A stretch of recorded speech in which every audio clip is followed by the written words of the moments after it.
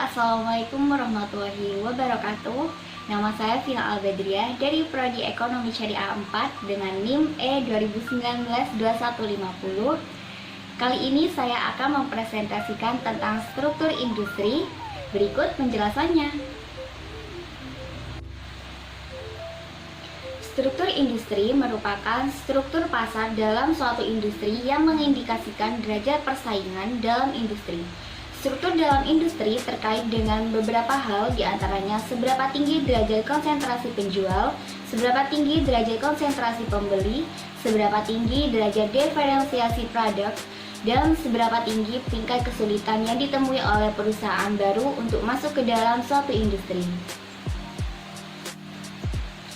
Struktur industri diantaranya ada konsentrasi industri. Konsep konsentrasi industri mengarah pada konsentrasi penjual dan lebih spesifik lagi pada konsentrasi industri. Ada dua konsentrasi penjual, yaitu konsentrasi industri atau konsentrasi pasar yang merefleksikan seberapa penting peran sejumlah perusahaan terbesar dalam suatu pasar ataupun industri. Dan konsentrasi agregat merefleksikan seberapa penting peran sejumlah perusahaan terbesar dalam perekonomian secara keseluruhan.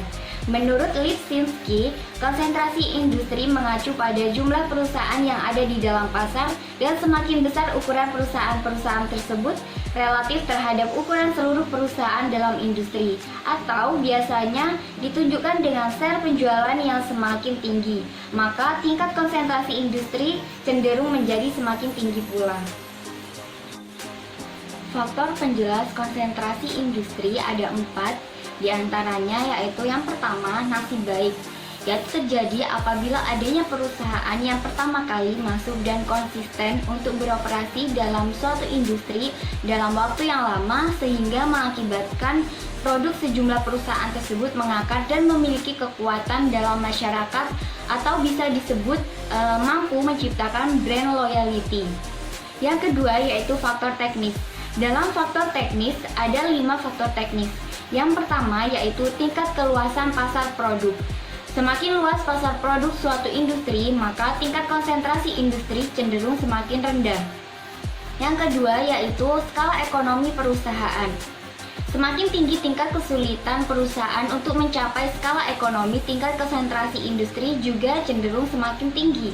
Yang ketiga yaitu kelangkaan sumber daya ekonomi. Semakin langka ketersediaan faktor produksi atau semakin sulit akses untuk menjangkau sumber penghasil faktor produksi yang diinginkan dalam operasi suatu industri, maka terdapat kecenderungan makin tingginya tingkat konsentrasi industri tersebut. Yang keempat yaitu kemajuan teknologi. Perkembangan teknologi yang cepat cenderung diikuti dengan tingkat konsentrasi industri yang semakin tinggi. Yang kelima yaitu pertumbuhan pasar produk. Pertumbuhan pasar produk suatu industri cenderung diikuti dengan tingkat konsentrasi yang semakin rendah. Faktor penjelas konsentrasi industri yang ketiga yaitu kebijakan dan regulasi pemerintah. Kebijakan pemerintah dapat berkorelasi negatif maupun positif dengan konsentrasi industri, tergantung dari jenis kebijakan tersebut. Dalam hal ini, pemerintah memiliki sejumlah pertimbangan ideal yang berorientasi pada kesejahteraan domestik.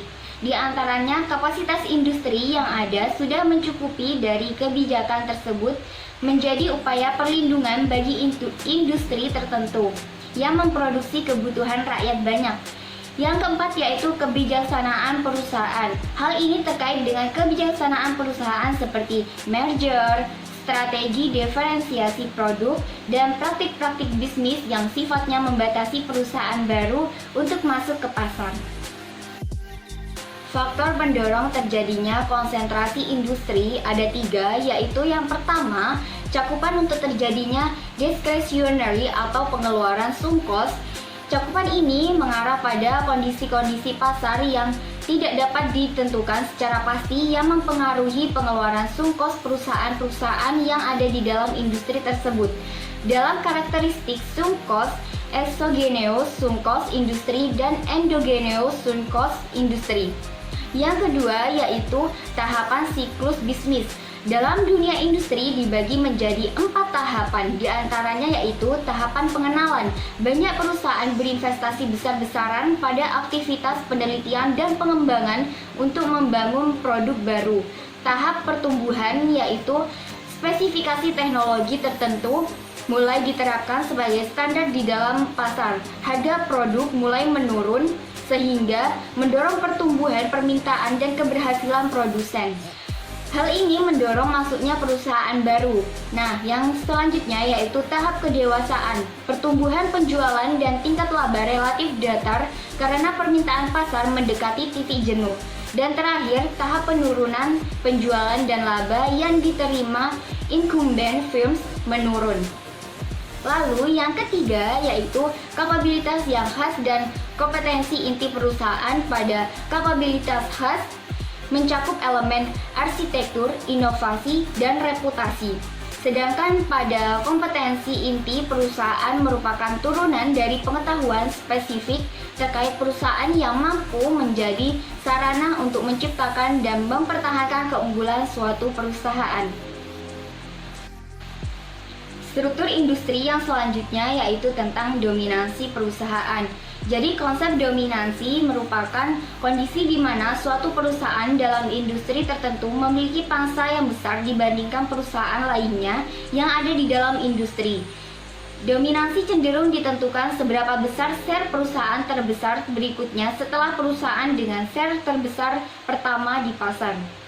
George menyatakan, dominansi perusahaan dalam pasar cenderung disebabkan oleh dua faktor, yaitu aktivitas merger dan inovasi, dan dua faktor lain yang menyebabkan dominansi pasar, yaitu keunggulan efisiensi dominan firms dibandingkan dengan pesaingan sebagai akibat keunggulan biaya yang sangat signifikan, serta dominan firms yang memiliki produk yang superior. Oke, berakhir sudah presentasi kali ini. Thank you for watching and see you next video. Wassalamualaikum warahmatullahi wabarakatuh.